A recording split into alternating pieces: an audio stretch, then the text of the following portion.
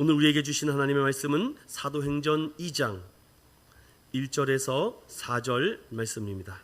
이 계시의 말씀을 읽을 때 다 자리에 일어나셔서 한 목소리로 합독하도록 하겠습니다.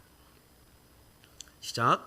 오순절 날이 이미 이르매 그들이 다 같이 한 곳에 모였더니 호련히 하늘로부터 급하고 강한 바람 같은 소리가 있어 그들이 앉은 온 집에 가득하며 마치 불의 혀처럼 갈라지는 것들이 그들에게 보여 각 사람 위에 하나씩 임하여 있더니 그들이 다 성령의 충만함을 받고 성령이 말하게 하심을 따라 다른 언어들로 말하기를 시작하니라.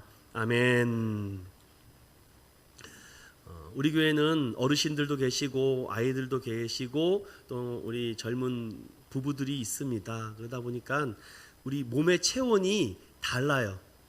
저 같은 분은 사람은 몸이 뜨거운데 어르신들은 조금만 해도 추울 수 있거든요. 그래서 우리 교회 내부에 이 온도나 이것을 적절하게 잘 맞출 수 있도록 우리 집사님들이 좀 잘 살펴주셨으면 고맙겠습니다. 어르신들은 조금만 추워도 힘듭니다. 그래서 우리 젊은이들이 좀 참는 그런 교회가 됐으면 좋겠습니다.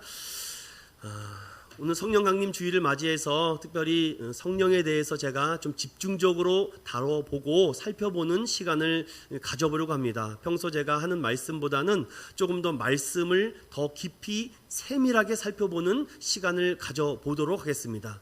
기존의 성령에 대해서 또한 성령에 대해서 관심이 있거나 또한 성령에 대한 사모함과 간절함이 있다면 오늘 말씀을 통해서 성령의 사역과 성령의 은혜와 성령의 충만함에 대해서 다시 깊이 통찰하는 은혜가 있기를 축원드립니다. 그런 의미에서 우리 제목 한번 따라해 볼까요? 성령의 오심은 교회의 시작이다. 교회의 시작은 반드시 사전에 성령님의 임재가 있었다. 이 얘기를 제가 드리며 특별히 성령님이 임했던 오순절 사건인 사도행전 2장 말씀을 강해해 드리도록 하겠습니다. 지금을 포스트 모더니즘 시대라고 합니다. 그러다 보니까 제각기 편한 대로 듣고 싶은 것을 듣고 말하고 싶은 것을 말하는 시대입니다. 그들의 주장을 거부하거나 듣기 싫다고 해도 요즘은 자유롭게 유튜브나 개인 SNS를 통해서 자신의 생각과 가치관을 글로 올립니다. 때로는 무모해 보일 정도로 좀 선을 넘는 영상이나 글들을 접할 때마다 참 안타깝다라는 생각을 하게 됩니다. 저는 그것을 이런 마음이 들었습니다. 심령의 투명한 유리벽 앞에 서 있는 것 같다. 사람과 사람이 마주보고 있고 대하고 있는데 이 앞에 두꺼운 강화 유리가 있어서 그쪽으로 가고 싶어도 그쪽에서 이쪽으로 넘어오고 싶어도 이게 소통이 되지 않아요. 그러다 보니까 계속 문만 두드립니다. 그런데 너무 그 유리가 두껍다 보니까 이 노크 소리가 안 들려요. 여러분의 마음의 노크는 누가 두드리고 계십니까? 지금 여러분들은 어떤 상처와 어떤 답답함과 어떤 아픔을 가지고 지금 기도하며 오늘 이 예배의 자리로 오셨습니까? 성령님께서 여러분의 마음을 만져주시고 사람의 말이 아닌 위로부터 임하는 성령의 음성을 듣는 저와 여러분 되시기를 축원드립니다. 로마서 10장 17절은 그러므로 믿음은 들음에서 나며 들음은 그리스도의 말씀으로 말미암았느니라 라고 선명하게 말합니다. 아무리 여기서 미사 여구를 가지고 제가 탁월한 학식과 지적 능력을 가지고 여러분들에게 강의를 하고 설명을 해도 그 믿음은 그리스도의 말씀이 들어와야 우리에게 온전한 믿음이 생깁니다. 지금도 수많은 교회에서 하나님의 말씀을 선포합니다. 그러나 그 말씀이 그리스도의 중심적 말씀이냐 아니냐에 따라서 그 예배를 참석한 성도들이 성령님의 임하심과 성령님의 뜨거움을 체험하는 성도들이 있는 반면 오히려 상처를 받거나 잘못 왔구나 라는 그런 안타까운 마음이 들지도 모릅니다. 그래서 오늘 예배를 드리며 사모하는 저와 여러분들은 처음부터 끝까지 이 성령님의 감동과 은혜를 달라고 계속 사모해야 됩니다.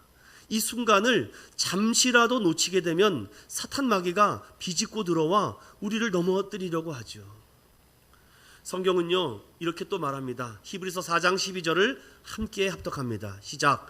하나님의 말씀은 살아있고 활력이 있어 좌우의 날선 어떤 검보다도 예리하여 혼과 영과 및 관절과 골수를 찔러 쪼개기까지 하며 또 마음의 생각과 뜻을 판단하나니.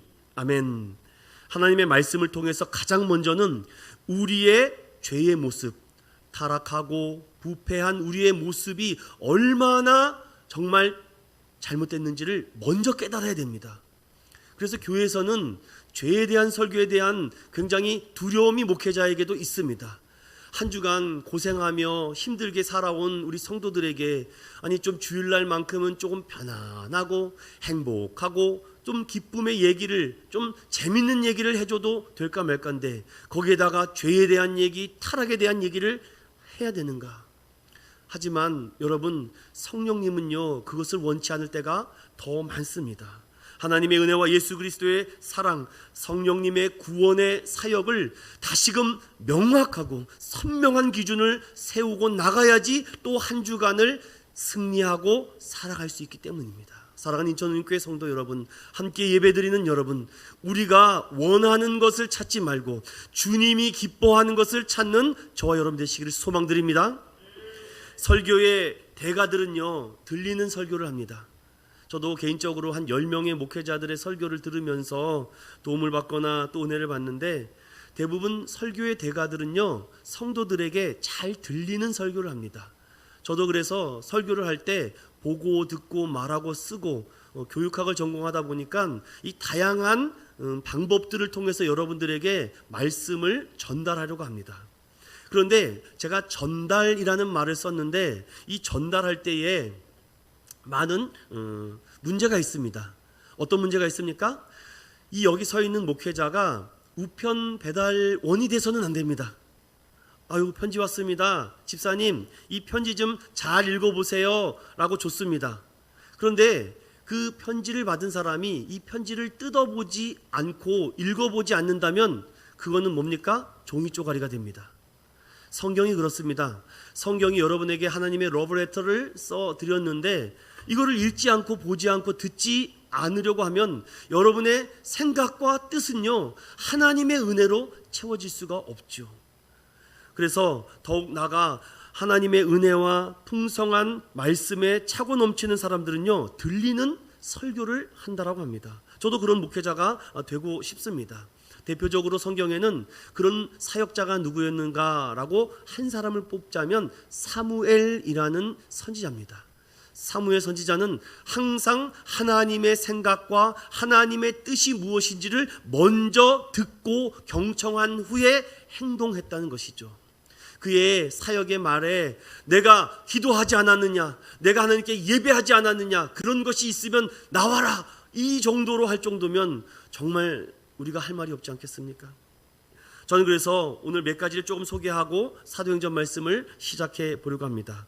과거 기독교 역사를 보면 그 중심에 항상 성령님의 역사를 체험하는 교회와 성도와 또한 변화받은 죄인들이 많이 있었습니다. 특별히 여러분이 역사를 아신다면은 이 부분을 한번 꼭 생각하십시오. 1730년 이후에 조나단 에드워즈라는 목사님께서 미국의 1차 대각성 운동을 하는데 이분이 보통 설교를 2시간에서 길게는 2시간 반을 합니다. 그런데 지금처럼 막 손을 휘두르며 막 퍼포먼스를 하면서 그렇지 않습니다.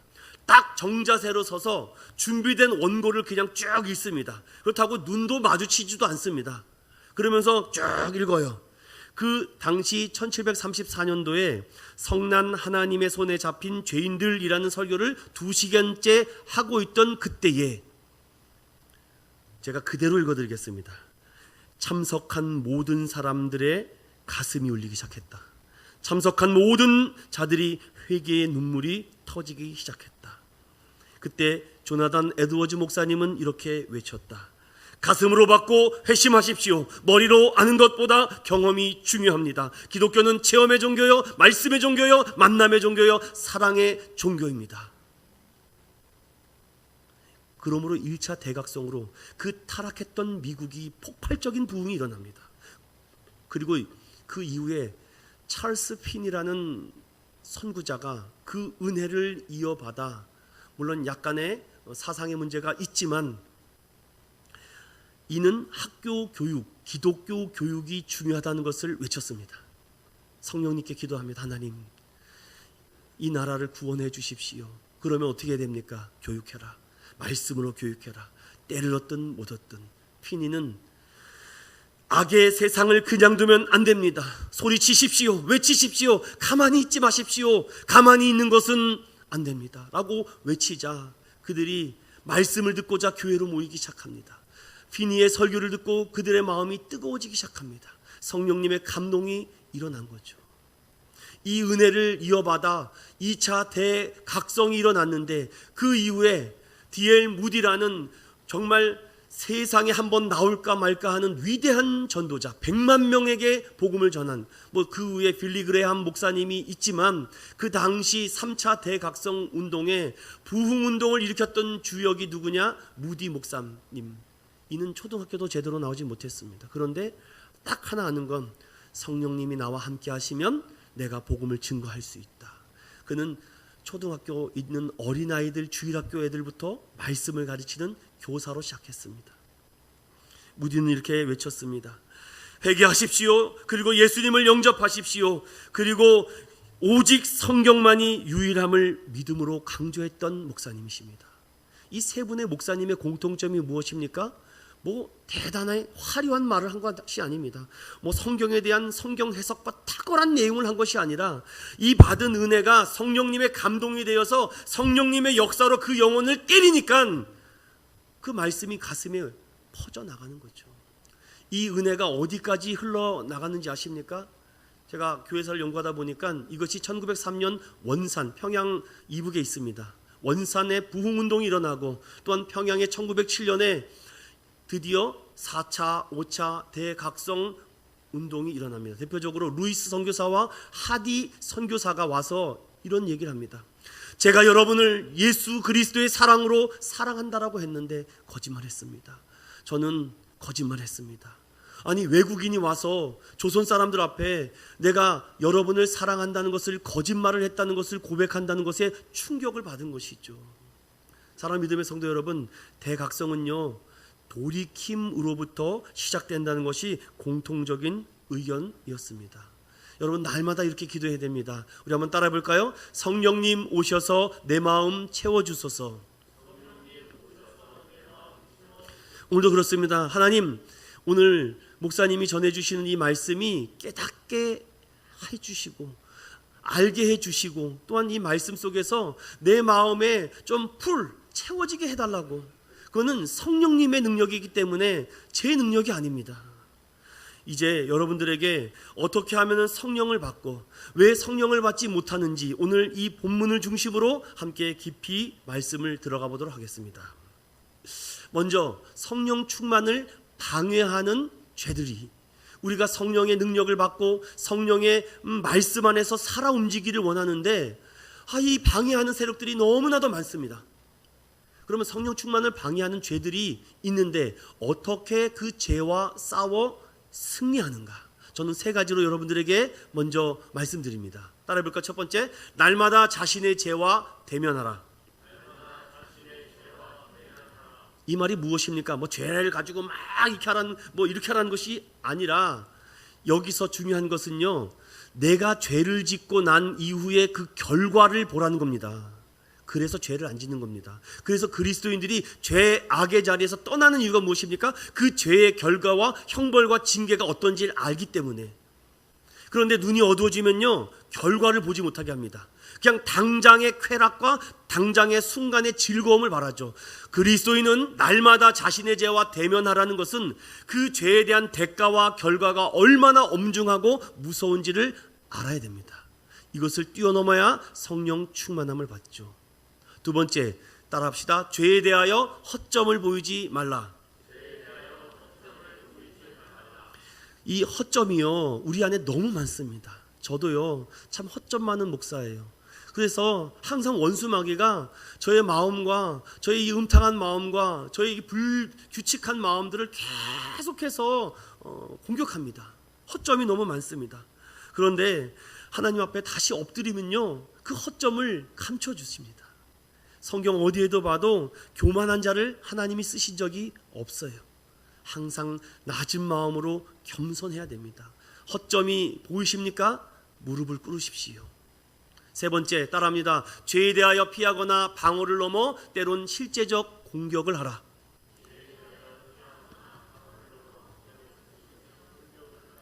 성도들이 공격할 수 있는 유일한 무기가 있습니다. 하나님의 전신갑주를 취하고 말씀의 성령의 검으로 공격해야죠. 자꾸 나를 힘들게 하고 어렵게 하면요, 아니 여러분, 예수 그리스도의 이 성령의 방망이를 주셨는데 그럼 그걸 가지고 때려야죠. 사탄아, 예수 그리스도 이름으로 명하노니 물러가라. 이런 믿음의 선포가 여러분 삶 속에 날마다 있기를 소망드립니다. 공격하십시오. 무시로 성령 안에서 깨어 하나님의 말씀을 선포합니다. 그래서 매일 큐티를 하는 겁니다. 만나 먹기 싫다고요? 그럼 그날 굶어야 됩니다. 굶으면은요, 그날 쩔쩔 힘들어서 막 비틀비틀 됩니다. 아침 일찍 일어나서 만나를 먹어야죠. 새벽을 깨우고 큐티를 통해서 말씀을 먹어야죠. 자꾸 허점이 노출되니까 오늘 왜 이렇게 재수가 없지? 여러분, 그리스도인들은 그렇게 말하는 것이 아닙니다. 공격하십시오. 한국교회 성도들은요, 이게 용서받는 것에 대해서 관심이 많아요. 그래서 누가 나를 용서해 준다 그러면은요, 뭐든지 하려고 합니다. 여러분, 그런데 죄를 짓지 않았다면 용서받을 것도 없겠죠. 저는 여기서 이렇게 말씀을 드리고 시작해 보려고 합니다. 우리가 외적인 용서함을 받는 것에만 관심과 해결을 받다가 내적인 용서를 못 받을 때가 많아요. 그리스도인은요, 마음의 할례를 받아 그리스도의 십자가로 죄사함과 용서함을 받은 줄로 믿어야 됩니다. 예수님이 나를 용서해 주셨다. 그의 피로 말미암아 나를 구원해 주셨다. 나는 용서받은 죄인이다라는 것을 여러분 간증하고 선포하는 우리 모두 되길 소망드립니다.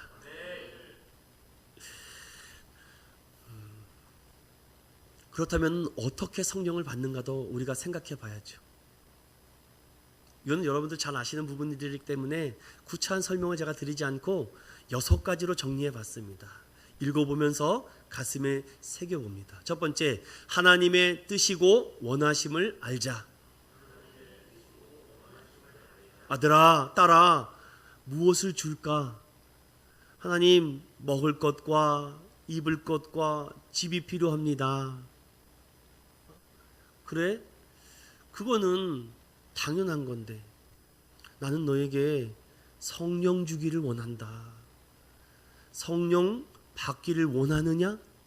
사랑하는 여러분, 가장 먼저 하나님의 뜻은요, 우리에게 성령을 주심을 원하심을 알아야 됩니다. 그래서 하나님, 오늘도 성령 충만해. 하나님, 오늘도 성령 충만케 해주십시오. 두 번째로는 성령 충만에 대한 강렬한 소원이 있어야 됩니다. 뭐 성령님이 오시든 안 오시든 그래서는 안 되겠죠. 날마다 강렬히 소망해야 됩니다. 하나님, 우리 남편에게 좀 성령의 충만함을 주셔서 하나님 이 영혼을 붙잡아 달라고. 하나님, 사랑하는 아내 성령의 충만함으로 말미암아 짜증도 사라지고 건망식도 사라지고 불평과 불만도 좀 사라지게 해달라고. 여러분, 성령의 메인자들은 그 모든 악한 것들이 떠나는 줄로 믿습니다. 그래서 마음의 준비로서 항상 회개를 해야 돼요. 하나님, 맞습니다. 저같이 추한 자에게 하나님 성령을. 다윗은요 이렇게 기도합니다. 밧세바를 범하고 나서 아무도 모를 줄 알았거든요. 누가 알겠습니까? 그런데 한 선지자가 와서, 아니 참 왕이시여 너무하십니다. 내가 예를 하나 들어볼게요. 여기에 양들이 굉장히 많은 부잣집이 있습니다.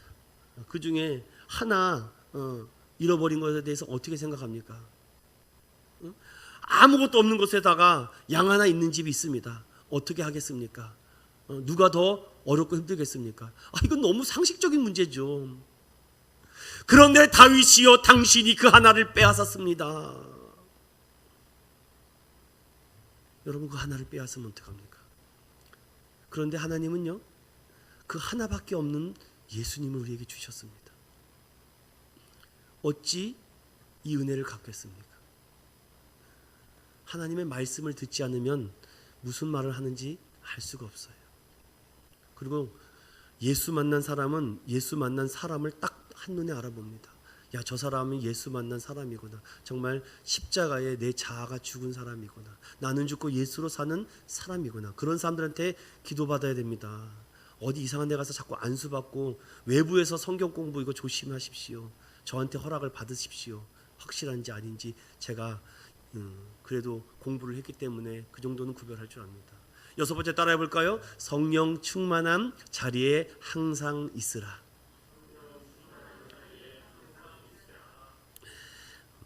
성령 충만한 자리가 어디입니까? 찬양하는 자리, 예배하는 자리. 그래서 저는 인천연교회가 좀 찬양으로 풍성해져서 예배 드릴 때 마음이 막 벅차올랐으면 좋겠습니다. 야, 오늘 예배가 기대가 된다. 오늘 말씀이 너무 기대가 된다. 돌아가는 내 발걸음이 기쁨의 발걸음이 될 것 같다. 성령이 오셨다는 것은요, 바로 교회가 시작된다는 것입니다. 누가 교회를 세웁니까? 성령 충만한 사람들이 세우는 것이죠. 교회는 그래서 날마다 성령 받으라고 선포해야 된다는 것입니다. 그런 의미에서 우리 자업분들과 한번 인사합시다. 오늘 성령 충만 받으십시오. 교회라는 공동체, 성도라는 공동체는요, 언약의 공동체입니다. 그 언약은요, 하나님의 말씀으로 세워진 공동체죠. 그 언약을 지키기 위해서 예수님은 이렇게 말합니다. 지금은 내가 너희와 함께 있기 때문에 염려 없겠지만 이제 잠시 후면 내가 떠날 것이다. 그러면 또 다른 영을 너희에게 보내줄 것이다. 그 영은 떠나지 않고 너희와 함께 하겠다라는 것입니다.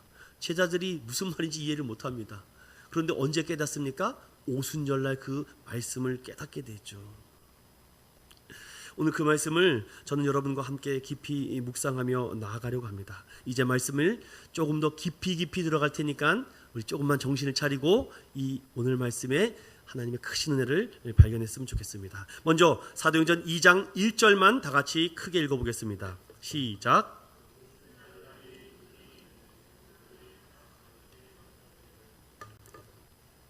자, 여기 보십시오. 오순절 날이 이미 이름에 그들이 다 같이 한 곳에 모였더니 라고 말씀으로 오늘 시작합니다. 이미 여러분 이 사건에 대해서 사도행전을 공부해 보신 분들은 잘 알기 때문에 배경은 조금 더 접고 구약에 있는 말씀을 가지고 와서 오순절 날을 이 사도행전에서 이렇게 꺼내는 이유는요, 이미 출애굽기와 민수기 말씀에 이 77절 곧 맥추절이라고 하는 이 초실절을 지키라라고 하셨기 때문입니다. 민수기 18장 26절 이하에 보면은 하나님은 이스라엘 백성들에게 세 가지 명령을 하라 합니다. 맥추절을 지키라고 말하죠. 즉 처음 익은 열매로 드리라. 이것은 감사의 의미가 담겨져 있습니다. 그리고 모여라. 성회로 모여라.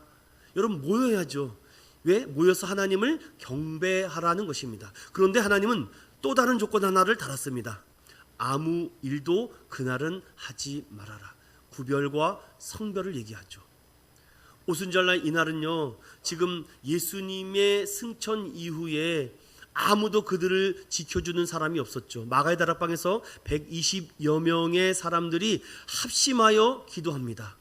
여러분 주변에 핍박과 박해가 오는데 여러분 기도할 수 있겠습니까? 다 도망가죠. 그런데 그 다락방이 얼마나 컸는지 100명이 넘는 사람들이 한 곳에 모였다라고 합니다. 그럼 그곳에서 무엇을 했겠습니까? 이제 여드레가 지나면은 오순절 즉 77절 날이 오는데 이들이 할 수 있는 것은 기도 외에는 다른 방법이 없었습니다. 신명기 16장 11절 이하에 보면은 함께 내 하나님 여호와께서 자기의 이름을 두시려고 택하신 곳에서 내 하나님 여호와 앞에서 즐거워하라. 여러분, 느헤미야 8장 말씀 기억합니까? 하나님의 말씀을 듣고자 많은 사람들이 일어납니다. 에스라가 하나님의 이 신명기 말씀을 착 펴서 봉독하기 시작할 때 레인들이 그것을 아람어로 번역하기 시작합니다. 그리고 주변의 레이 사람들이 이것이 무슨 뜻인지를 그들의 귀에다가 들려주기 시작합니다. 그 모인 수문학 강장에서 그 말씀을 듣고 정오까지 많은 사람들이 눈물을 흘리며 탄식하며 가슴을 치기 시작합니다. 그러자 에스라가 당황을 하죠. 느헤미야가 거기서 오늘은 성일이니까, 오늘은 거룩한 날이고 기쁜 날이니까 슬퍼하지 마시고 기뻐하십시오. 주님의 날은 슬퍼하는 것이 아니라 기뻐하는 것입니다.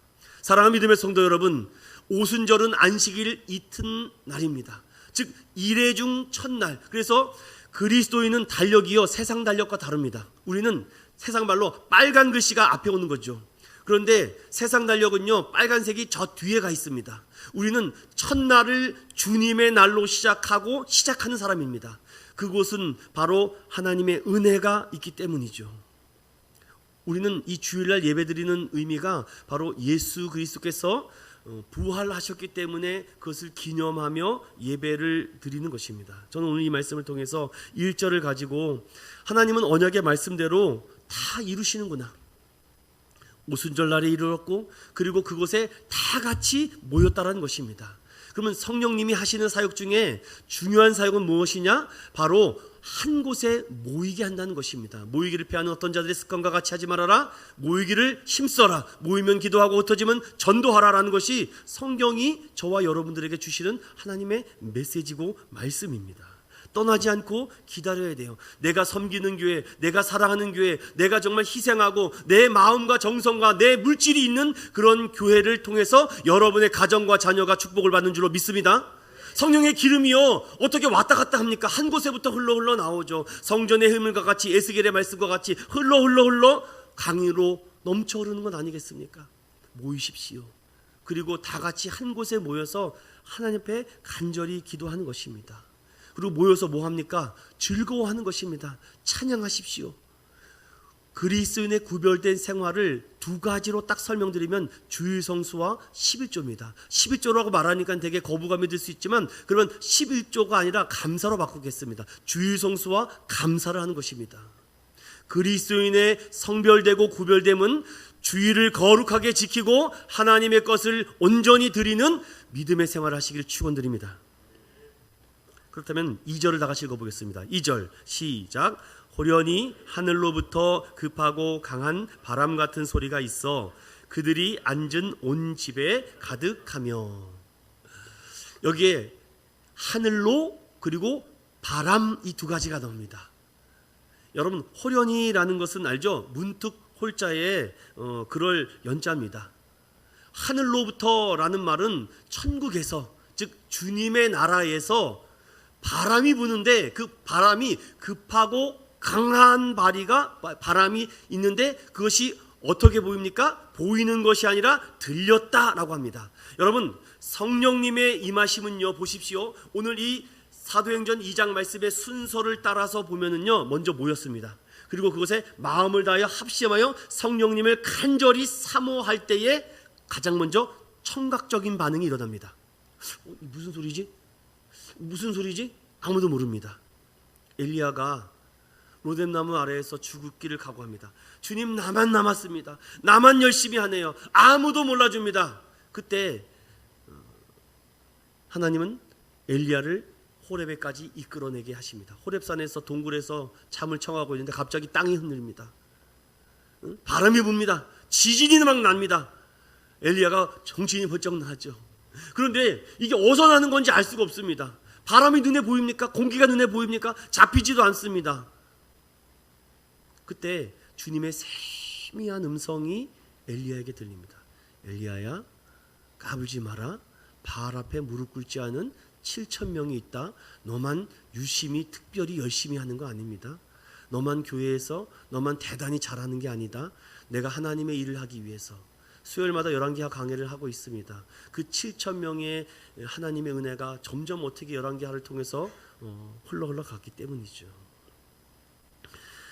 사가랴도 성령의 충만함을 받았습니다. 마리아에게도 성령이 임했습니다. 엘리사벳에게도 성령이 임했습니다. 모든 성경은 다 성령의 감동으로 되었다라고 말하죠. 그러면 예수님이 있을 때의 그 성령과 예수님이 승천 이후에 오신 그 영은 무엇입니까? 라고 우리가 찾아보면 예수님은 이미 답을 다 알려주셨습니다. 요한복음 16장 16절에 다시 오시는 영은 따라해봅시다. 보혜사. 여러분, 이 보혜사를 이단 종파들이 하도 많이 써먹어가지고서는 성경을 잘 표현을 못하는데 요한복음에는 보혜사라는 말이 정확히 기억하고 있는데, 이 보혜사라는 이 말의 뜻이 파라크레토스라는 헬라어 단어인데, 이것을 번역하고 영어로 바꾸면은요, 대언자, 돕기 위하여, 때로는 변호사라는 의미가 담겨져 있습니다. 그럼 그렇게 해석을 하면 되는데, 자, 무슨 뜻입니까? 예수님이 함께 있을 때는 예수님이 삼위 중에 한 분이시기 때문에 제자들과 함께하고 헐벗은 자, 굶주린 자, 가난한 자, 자유가 억눌린 자, 포로된 자를 풀어주시고 해결해 주시고 병을 고쳐 주셨는데, 이제는 주님께서 승천하고 나서 보혜사, 즉 삼위 중에 한 분이신 성령 하나님을 보내주셔서 그가 너에게 말하게 하시고 깨닫게 하시고 너를 도와주시고 너와 함께 동행해 준다. 언제까지? Forever, 영원토록, 영원히 너희와 함께 하겠다, 이런 말입니다. 그래서 성령 받은 사람은요, 영원토록 함께 하신다라는 말씀이죠. 좀 성경을 더 볼까요? 우리 14장 16절을 함께 읽어보겠습니다. 시작. 내가 아버지께 구하겠으니 그가 또 다른 보혜사를 너희에게 주사 영원토록 너희와 함께 있게 하리니. 아멘. 다시 오신 성령님은요, 떠나지 않습니다. 여러분, 로마서 8장 26절 암송하나요? 우리 석찬 형제 암송하나요? 한번 해볼까요?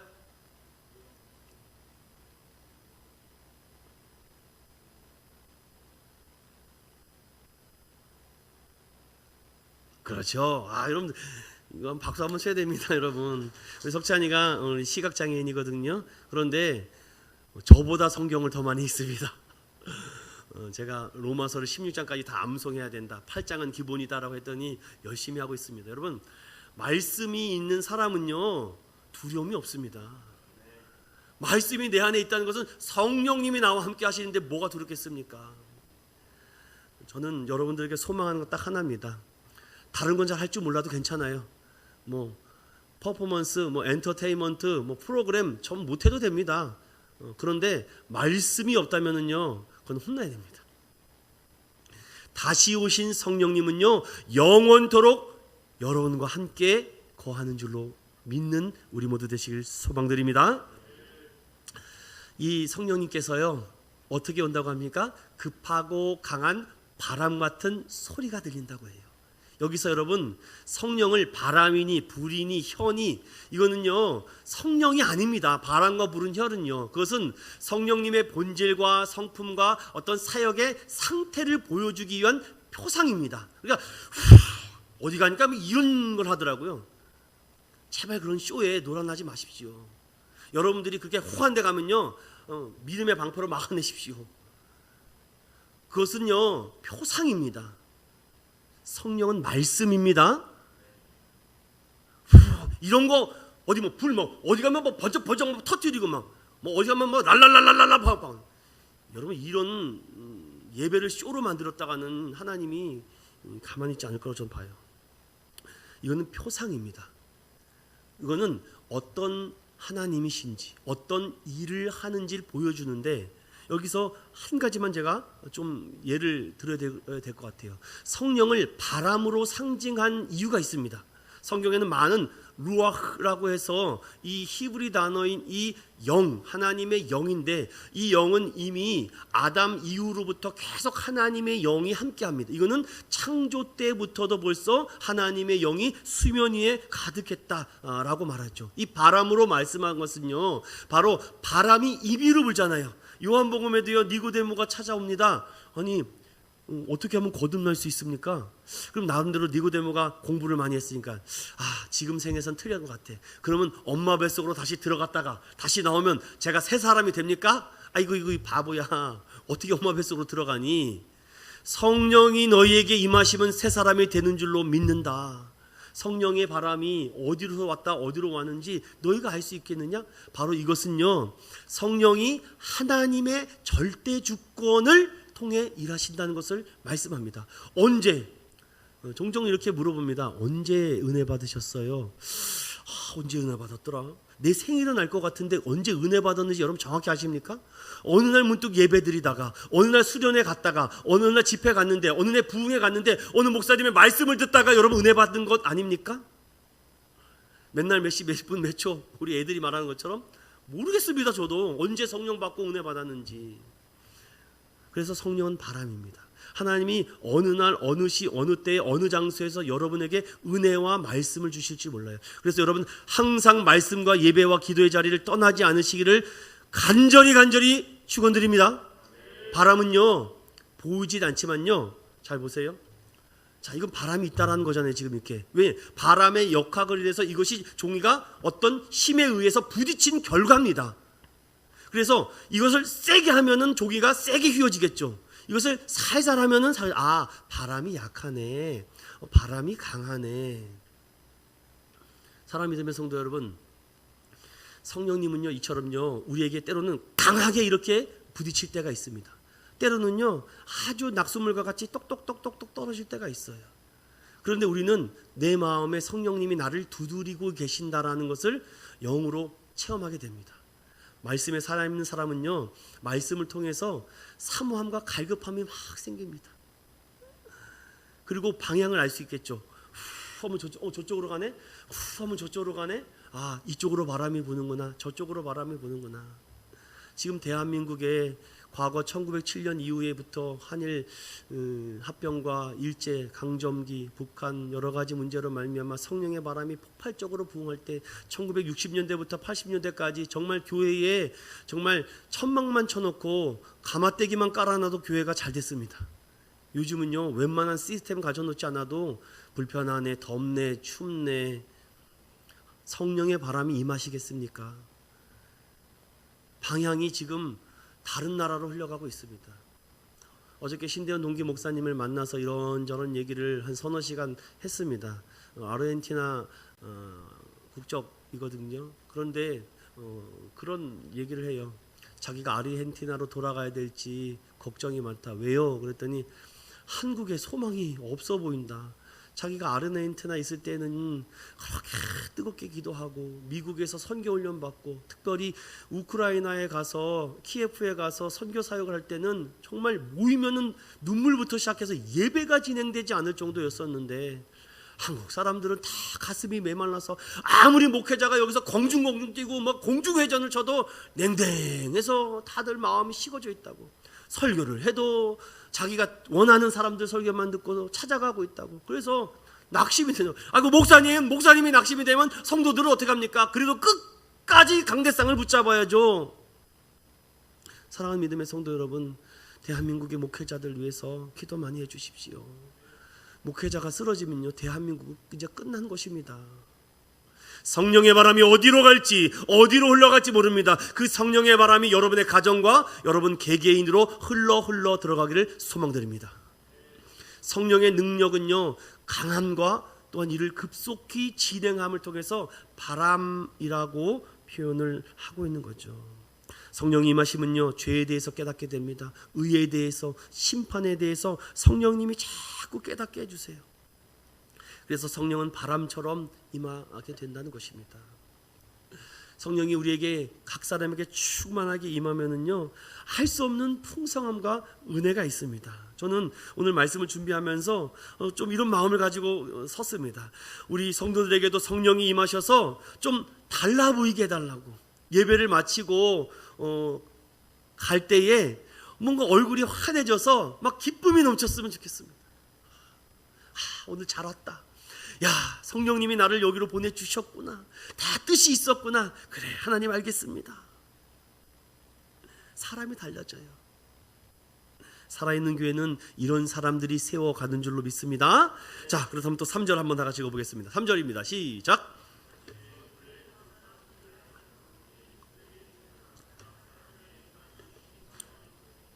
자, 여기 보자. 보십시오. 마치 불의 혀같이 갈라지는 것이 그들에게 보여 각 사람 위에 하나씩 임했다.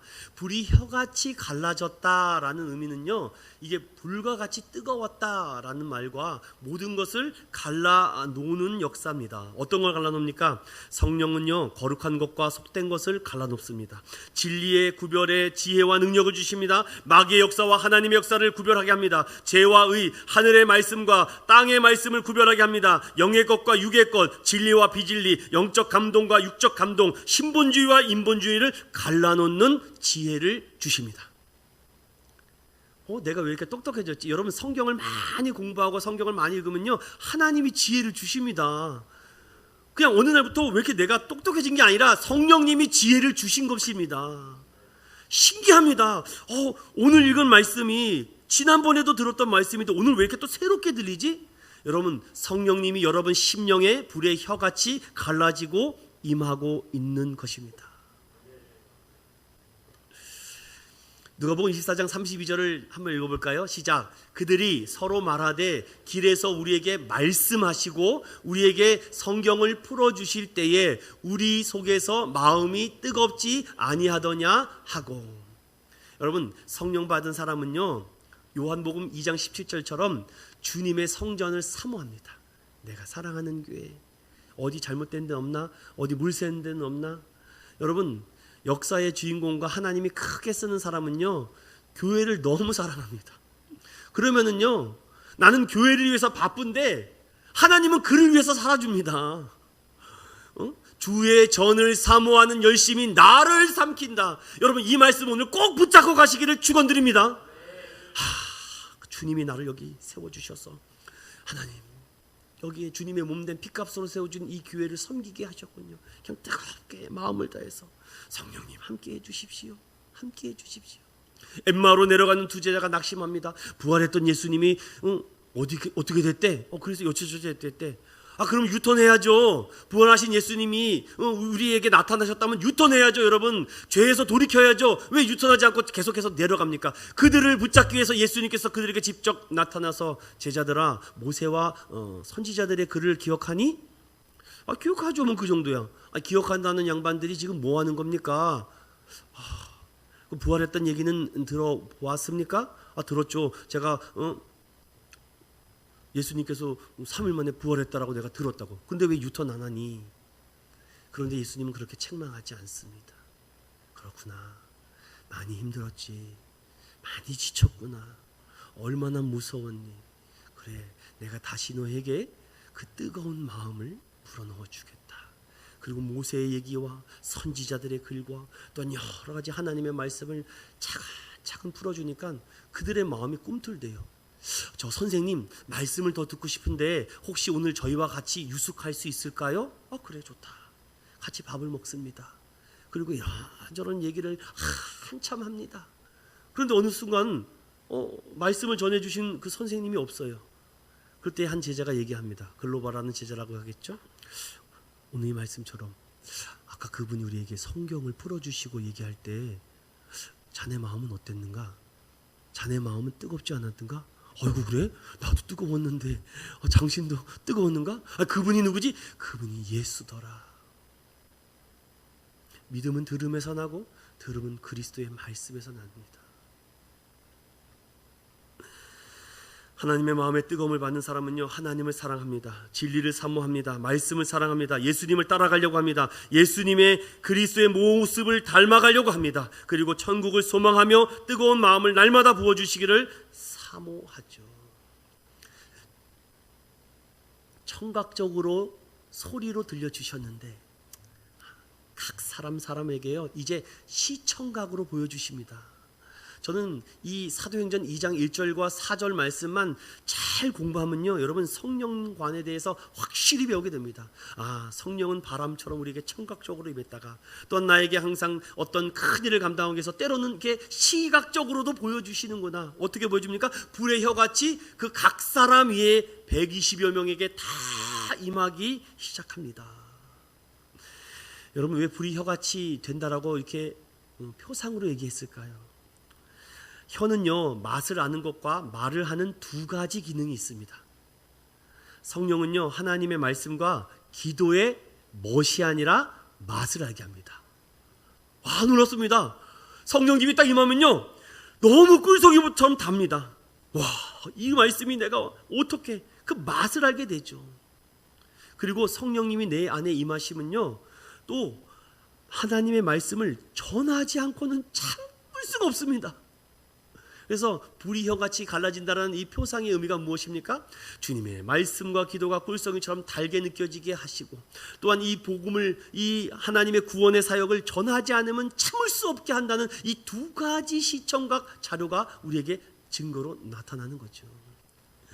성령이 마가의 다락방 120명에게 임합니다. 그리고 그들에게 약속합니다. 내가 너희를 떠나지 않고 보호해 주겠다. 그리고 원수 마귀가 내 허락 없이는 너를 삼키지 못하게 하겠다. 그리고 변함없이 우리 안에 계시고 인도해 주겠다라는 것이죠. 사랑하는 믿음의 성도 여러분, 오늘도 성령의 충만함을 각 사람 오늘 다 받으셔서 불의 혀와 같이 말씀이 꿀송이처럼 달게 느껴지고 하나님의 말씀을 전도하는 힘과 능력을 부어받는 우리 모두 되시기를 축원드립니다. 이제 마지막입니다. 우리 마지막 4절을 읽어볼까요? 시작. 그들이 다 성령의 충만함을 받고 성령이 말하게 하심을 따라 다른 언어들로 말하기를 시작하니라. 아멘. 오늘 중요한 것은 성령의 충만함과 다른 언어들입니다. 성령의 충만함이라는 것은요, 내 생각, 내 뜻, 나를 위하는 모든 마음까지도 다 없어져서 온전히 성령님의 인도함과 주장을 따라 받는다는 것이죠. 그래서 성령의 충만함을 받으려면요, 뭐 다른 것 없습니다. 그냥 내가 날마다 십자가 앞에 못 박으면 됩니다. 하나님 성령 충만 받게 해주십시오. 말씀 충만 받게 해주십시오. 은혜 충만케 해주십시오.